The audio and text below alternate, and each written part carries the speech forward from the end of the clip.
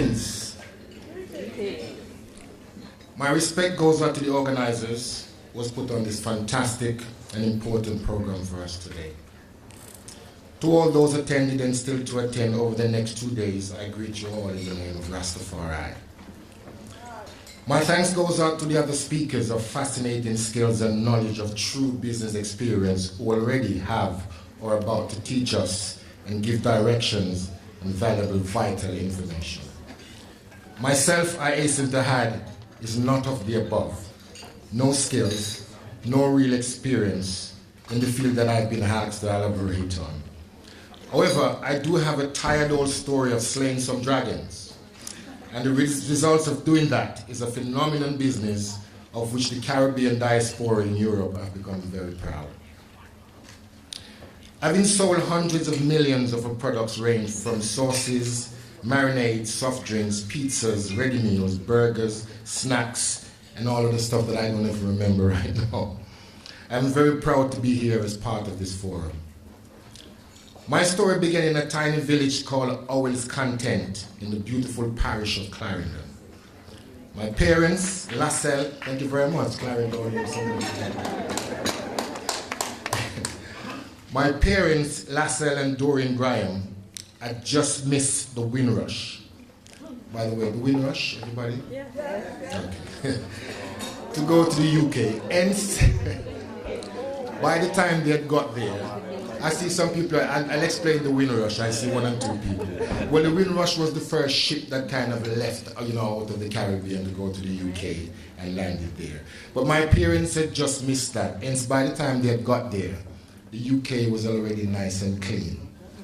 Because part of the reasons why they were asking people to come on the Windrush was because they were saying that the UK was filled with gold on the streets. And my parents believed that. But quickly when they reached, they realized that it was actually dog mess. And it was them that had to clean it. They did a pretty good job because it allowed them to send for their children, 6 of them, 1 at a time. And as back in the day, the grandmothers had the charges of the children to grow them up and to send them off 1 at a time. Well, my grandmother, beautiful maroon woman, Miss Miriam Small, who had the charges of these 6 children, including myself, the youngest. I doubt if she knew what she was doing at the time, but every year she would wave goodbye to one of them, not knowing if they would ever come back.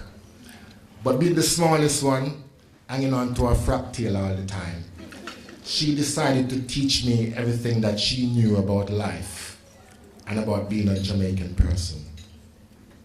I truly believe that whatever you learn up to the age of 12, which was the age when I left her, it's what you become. So now I give thanks to her for teaching me everything that she could up until the age of 12. That by the time I got to the UK, I could still call myself a Jamaican. Ladies and gentlemen, I think entrepreneur must be pushed to the top of the agenda that we propose. We have to encourage young people and SMEs to delve into the world of opportunities and use it as part of the fight against the very serious problem of unemployment. Since I've managed to recognize my entrepreneurial skill, I have realized that it is crucial for others to do the same. The thing is, we have never put this phenomenon on the skills pedestal that it truly deserves. And why is this? Someone had described entrepreneurship as ones who pursue opportunities without regards to resources they control. But I don't see them as just chancers, high flyers, or civil servants only, but also as igglers, the local caneman, the taxi driver, whom have some precious resources, as little as it may be. Some will have an old car, a self-made handcart, or just a spot on the corner of a supermarket to sell their wares. The ability to start a business is a skill which Jamaicans have long time locked down tight. We are the masters of non-resourcefulness, or the old phrase, turn your hand make fashion. The desire to embark on the self-employment ladder is an unquenchable thirst to us as a people, but the key thing is about sustainability. Can we, do we keep it up? If the answer to that is no, then the question is why. Policymakers and leaders here in Jamaica will be more in a position to give a definitive answer to that one. But for me, I can only put it down to a lack of strategic planning. The short-term plan or hustling attitude has been my undoing for many, many years. And I know it's been the same for others too. And others have the tension to hide money underneath the mattress, rendering it as lazy cash, unable to do the full share of work once we have acquired it through hardship and sweat. But that is the old school, because young people nowadays, have a much higher level of activity when it comes to enterprise. They are more open-minded and are not chained in the old school ideas as mentioned earlier. They are digitally savvy, inquisitive, and a force to be reckoned with. They are born with this essential component of all businesses today, a love and a natural feel for computers. They love to surf. And they do not have the commitments we as adults are burdened with, like a mortgage, a family, etc., etc. They should be handled with kid gloves, given the full range of maximum support. After all, we know the old saying, the youth of today is the man of tomorrow. Because there is no such thing as failure in my book, especially when we are talking about the young or SMEs. It's all about feedback. So let them have a go. Encourage them in the way that they will get crucial feedback. This is one way they can do more for their job prospects. It's not all about perfectuality in a watertight business plan. As a matter of fact, those who have seen my approach on Dragon's Den will know that my pitch was far from perfect. As a matter of fact, it was one of the worst pitches ever made on the show, because I was sweating profusely. I got all my numbers wrong, and the Dragons nearly slayed me. But I don't think the Dragons were looking for perfect. The minute I walk up my stairs with my dreadlocks flowing and a guitar around my waist, there was only one image you can think of when that happens on TV, and that's Bob Marley. So I don't know whether or not they clouded their minds and had thought I was the man himself, but it worked for me. Again, we all know the old saying, nothing beats a try of butter. Absolutely. And to be frank, some who have had the vital experience of realizing a business will be far more attractive to an investor or a venture capitalist. Less so to a freshman or woman who has never experienced such feedback. I remember when I was always going to the banks in the UK trying to get investment, trying to be me as Levi, the musician, and the Rastaman, and keep forgetting that, Levi, you can't go to a bank manager and sing a sauce called Reggae Sauce song and expect to get the investment. But they weren't looking for that. Setting up in business is always a calculated risk, but you can never learn, develop, or become a success without making a few mistakes along the way. Mistakes are the lessons you will need to learn before becoming successful. Just take the feedback from the down times and then move on. The thing to do is to surround yourself with like-minded people. Like the business is only as good as the weakest person in your team. The challenges are as follows: access to finance and to get the ideas off the ground, doubts about skills and experience needed, lack of network and mentoring for support in making that call to suppliers or contacts. I recommend the powers that be to promote and integrate entrepreneurship as a vital and legitimate value career option for young people and for small to medium enterprise. The need for a mentorship program based upon local success or still willing to give back to their communities. And third, financial support from government, the banking sector, and private and corporate. So who or what is an entrepreneur? He or she works tirelessly, taking few breaks, their mind awash with new improved ways of running the business or closing the next deal. They are motivated by the fear factor. It is always there niggling away at them and asking questions like, what is the competition up to? Are sales up or down on last week? What is happening in the territory now? Who is copying the brand? Is the team working hard enough? Where is the next opportunity coming from? Their mind will never rest. So the fear factor is an healthy thing, I think. I thrive in competitiveness, always being tested to improve my performances. And I expect the unexpected and try to be ready for it when it comes. Still, no entrepreneur is an island, or no man is an island, as my great friend Dennis Brown used to say. Learning from those who have more experience is the most effective ways of avoiding making unnecessary errors and to develop your business wisely. The people who shapes us makes us. Everybody needs somebody to look up to and learn from. When we are children, that person is often our parents, a relative, or a teacher. As an adult, it is more likely to be somebody who commands your respect for being good at what they do. As you all should know by now, I'm a great believer in mentorship, both in using them and being one myself. If your mentor is also your manager or your leader, then all the better. That is a great combination. The best way to learn is by observing, then doing under a watchful eye of an experienced person. Another benefit is surrounding yourself with like-minded people, is that everything runs more smoothly when there is shared vision. Maybe you're the one who is setting the pace, who has the vision. But setting targets and putting the process in place to deliver on these targets involves somebody who's responsible for delivering the different elements of what you do. Few mentors have anything to do but gain materially from working with a mentee. There are those like Peter Jones, who's my mentor, who is both investor and mentor. If you do find a good mentor in business, they will have to find the time to work with you. But why should they? Maybe they will see something in you that nobody else sees as a potential. Whatever their reasons, their motivation will be personal, but they will inevitably want you to be committed as they are. When I was offered my deal in Dragon's Den, I felt I had won the lottery. I spent a long time pitching to banks and looking for that big surplus of cash that would make things easy. And finally, here it was, through venture capitalists.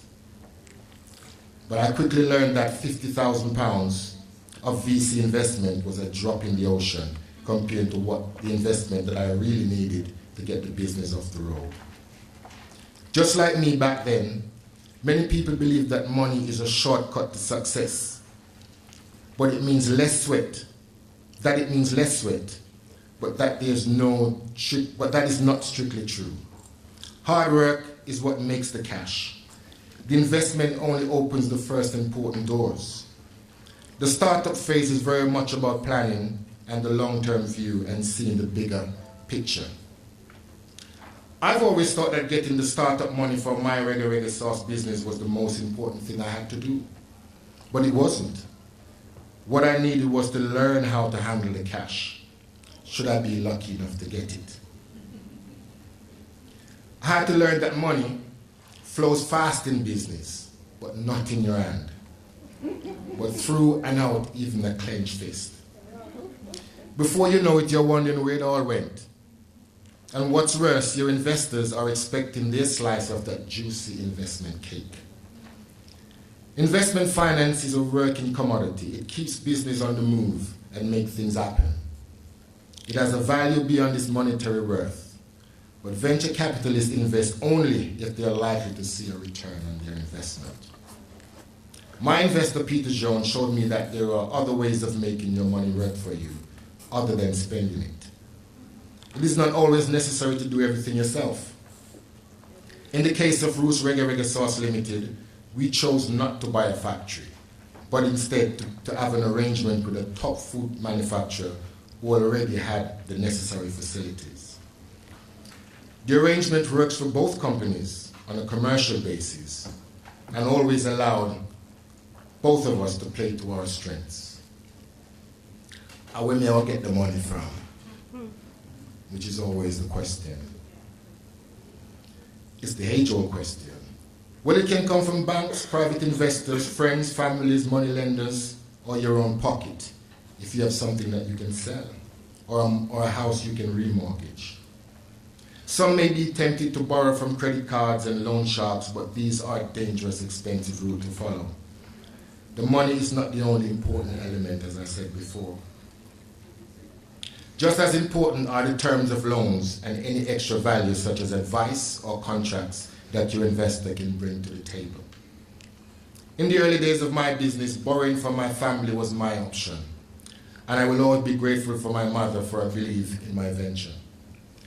Borrowing from family won't be an option for everybody, of course, and many people prefer to keep business, investment, and family separate. But whatever route you choose, the most important thing is to watch the terms and rates of interest.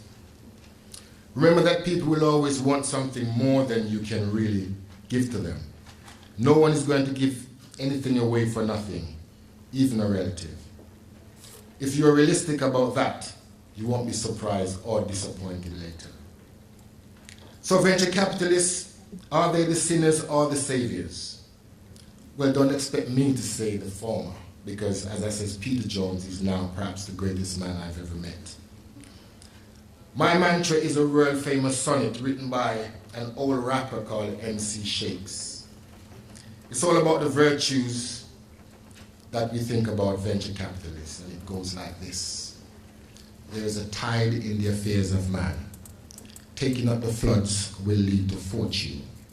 Omitted, all the days of your lives could be deemed in shallows and in miseries. On such a full sea, are we now afloat? And we must take the current when it serves, or, anybody? Lose our ventures. I've never heard anybody really finish that line off. You know? Give them a round of applause one time. Yeah. And if you're like me, who break out in cold sweat at the very thought of figures, ounces, pounds, and kilos, then this is the point where you perhaps need to find a VC who is also a mentor. For me, going up the stairs of Dragon's Den, playing the song, and tempting the dragons, I had no idea where this Jamaicanism that my grandmother taught me would have taken me. Now, I can safely say, as somebody mentioned earlier, the Levi Roots brand is the most distributed brand in the UK, or in Europe. Thank you. And the reason for this is not about the business plan, because as I said before, my pitch on Dragon's Den was perhaps the worst one ever. What it is, it's about me. I came up the stairs with my guitar and remained who I am. I never sold out. This is the problem I think that we have when we tend to think that we have to leave our beautiful island with our products and go abroad. We tend to think that we have to water it down. A bit like music. The minute you think of mainstream people, you tend to think that you want to sing Lovers Rock. But actually, mainstream people want it raw as how it is. They want to see my dreadlocks flashing, they want to see me speak patois, and they want to see me remain a Caledonian. I think this is what Peter Jones invested in. I asked him after I slayed him on Dragon's Den. I said to Peter, why did you invest in a dreadlocks Rastaman from Brixton with a sauce called Reggie sauce? Because they couldn't even pronounce Reggae at the time. I asked him that as a man who's perhaps never had a friend like me, who's never actually been close to somebody like myself. Why? That's a strange one. I mean, if you ever get a chance to watch the TV show, you will know that it wasn't the plan. It was the fact that because I remained me, I'd always been at the side of a stage with my guitar. Someone announced Levi Roots, and I go up on stage and I play. On my appearance in Dragon's Den, this was the same. I was there with my guitar and the bottle of sauce, by the way. Someone says, Levi, your turn, and I went up and I played with no pretense. I'd seen many people fail at that before. Not on Dragon's Den, Because my story starts where I ended up in an exhibition with my guitar and my sauce. And while I was singing my song, you want to sing it now? Yeah. It's so nice, I have to name it twice. I call it reggae, reggae sauce. So nice with your fried chicken. Make burgers finger licking. On your barbecue and your drumsticks, just put some reggae, reggae sauce on your dish. Yeah. When I did that, at this exhibition, someone tapped me on the shoulder and said that they are from a program called Dragon's Den. At that point, I said, "What you talk about?" I had never seen the show. I'd never watched it. I had never even heard of this Dragon's Den. But the lady persevered. She says, "Levi, the song is fantastic. The sauce is great. She had tried the sauce. She said that you gotta come on this venture capitalist show because we think that you need the money." Of course, I needed the money at that time. She said that you've got to take my business card. I chased the woman away 3 times. Why? The only show that I thought, when she came, I thought she was talking about is a show called I'm a Celebrity, Get Me Out of Here. Who knows of that show? It's a show where it's a show where they invite celebrities to go into the jungle in Australia. And in order for you to win whatever money you want to win, you have to eat all type of things, like kangaroo testicles and all these things. And as a Rastaman, I just couldn't see me doing that. I'm not going back to Brixton where I live anyway. So when she keeps saying that, "Levi, it'd be fantastic for you to come to this show," my moment for my change and my moment had arrived. And here I was telling this woman to get out of my face. But something else was happening, because when your moment arrives, not even the devil can deny you of that. Thank you very much.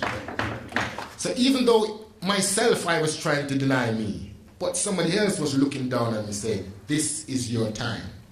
She actually put the business card in my pocket, because I was still saying to her, "I'm not interested," because I thought it was the show and things like that. So she put the business card in my pocket and I went home. And of course, after you go to these networking events, that you come home with a barrage of business cards in your pocket. And I emptied out my barrage of business card in front of my kids. And my daughter picked out the BBC card that she'd given me. And she started jumping up and down, "Lord have mercy, that this Dragon's Den, this Dragon's Den." And I said, "What? This Dragon's Den?" She explained about what it was. But then all of my 7 kids went on to say, "Daddy, whatever you do, not do Dragon's Den." They were like, "Master man with no 3-foot-long dreadlocks, now go up on that show and slay no dragons. Daddy, them not gonna slay you." But if you have kids, you will know that if your kids don't think that you reach over the hill and you can't do something, what you do? You do it to prove them. So literally, I ended up on this show just to prove my kids wrong, that I wasn't over the hill and that I could go on this show, Venture Capitalist show, and slay the dragons with my song and my sauce. So going up on the stairs, my only reservations before I actually got up on the show was the fact that I had to reveal my name. My real name was Keith Graham, Lord have mercy. At the time, one of the dragons looked at me and said, "Levi Roots, what a wonderful name. You look so smart in your husband bow tie suit and your bling up and everything and thing. Is Levi Roots your real name?" You can imagine at that time I was thinking to lie and tell them no. Because Keith had always been a struggle for me. Keith had got me into a lot of trouble.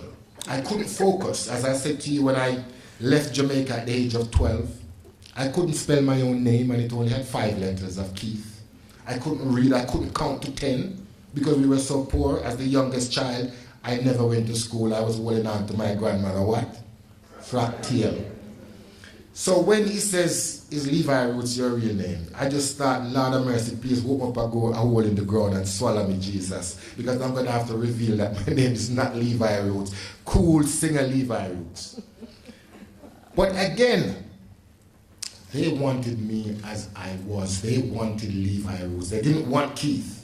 Keith was the slave name that I ended up with that I couldn't focus when I was a young boy.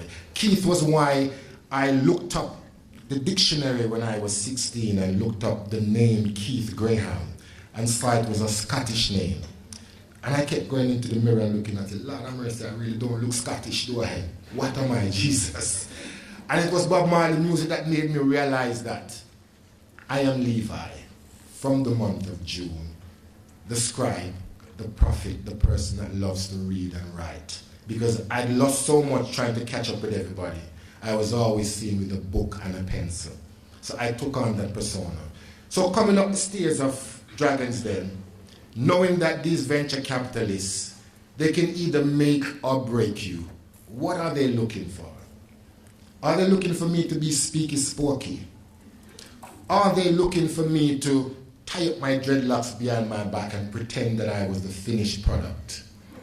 Are they looking for us as a people to try to deny who we are?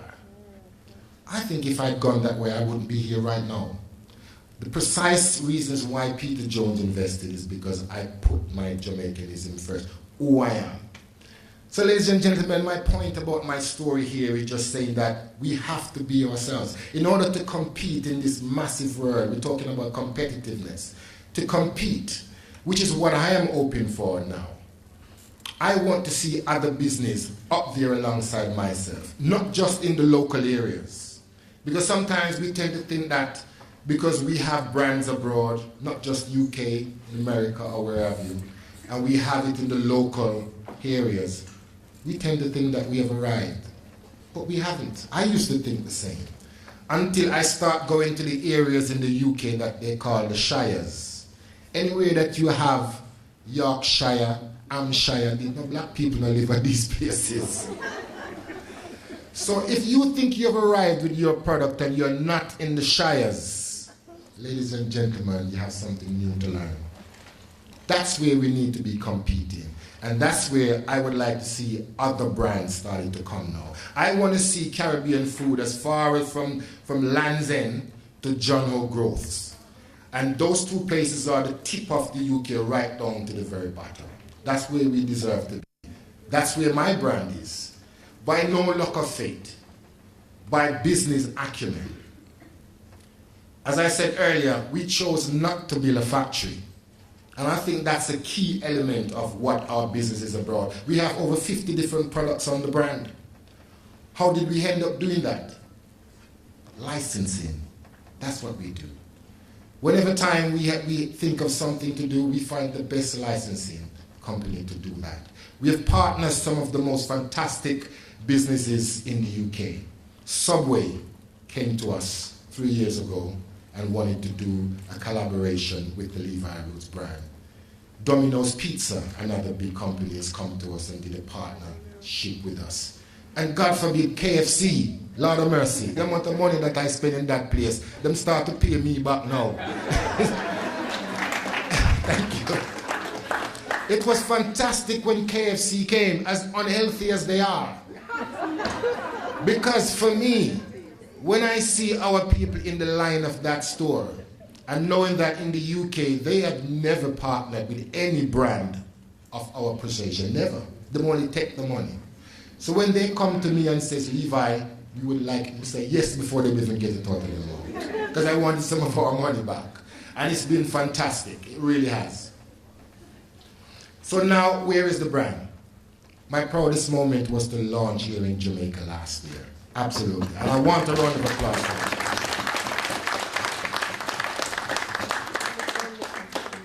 Ladies and gentlemen, when you look at the brand, the Levi Roots brand, you can see the three things that everybody had said to me, Levi, don't do. When I thought of naming the sauce, the initial sauce, Reggae sauce, it was only my own people were saying, don't call it Reggae sauce. Their point was it was too black, too Jamaican, and too Rasta. At which point I said, what the hell I mean that? When you walk in the stores and you see these colors now that wasn't unfashionable, just to some rebellious ones back in the day. Now, it's a wash with these colors. I am getting competition, not from the people that I want to have competition from. I'm now getting competition from Tesco's and Sainsbury's, who are now doing their own Caribbean range. Heinz have just brought out a range of Caribbean sauce. Can you believe that? Heinz. Why? It's because I was outselling them in the early days that they decided to know to come on board. Because also one of the most proudest moments was when the news came back that my Reggae sauce was outselling Heinz tomato ketchup. Can you imagine that? So now the competition is from the unwanteds. Ladies and gentlemen, I want Jamaican and Caribbean business to be up alongside the Levi Roots brand in the Shires. And we have the Shires all over the world. It's not just in the UK. I'm talking metaphorically. These are the areas that when we arrive, when we think we have arrived, we want to be. As a matter of fact, I've got a bracelet on my hand here, this one here. I got this in a place called the Mall of Kintyre. Lord of mercy, I thought so. The Mall of Kintyre is perhaps one of the most remotest places in Scotland. It's actually, Paul McCartney did sing a song about it. It's like an island that you have to take a boat to another island and to another island. And I was invited there to do a speech. When I went into a store there and looking around, I didn't think I would see anything of these colors or anything Caribbean at all. But lowly, I see reggae sauce in the shop. I said to the lady, Lord have mercy, with this I do yasso. She says, Levi, this is the most enterprising thing on the island. This is what young people are inspired by. They don't just buy it and eat it. They're inspired by the whole concept of what you have done. So I brought this bracelet just to remind me that the sauce is truly now global and the brand is now global, but competitiveness is lacking. Why do I want competitiveness? You may ask yourself, because it's fine, you probably think me being out there on my own and having this market, as I said, is from Land's End to John O'Grove. But I can make more if I have competition. Choices is a key thing. For people to be able to have choices, it makes you even bigger. We have to realize that. So I'm inviting us to come along. Be competitiveness. Competitiveness is not like we have in track and field, whereas there's only one winner. You compete for somebody to win and somebody to come second and somebody to come last. I don't think this is what we mean by competitiveness. In this world of business, to compete, we are all winners. That is the most important thing. And if we don't see it that way, it's a very narrow-minded view. I think that we can all be winners by competing and show our full armory. You know, I want to see everybody up there. So, ladies and gentlemen, if you try, you can't find the venture capitalist. You can't find the mentor. Then perhaps you can write to me and I'll write you a reggae song. Because I'm sure that will do it. Thank you very much, Mr.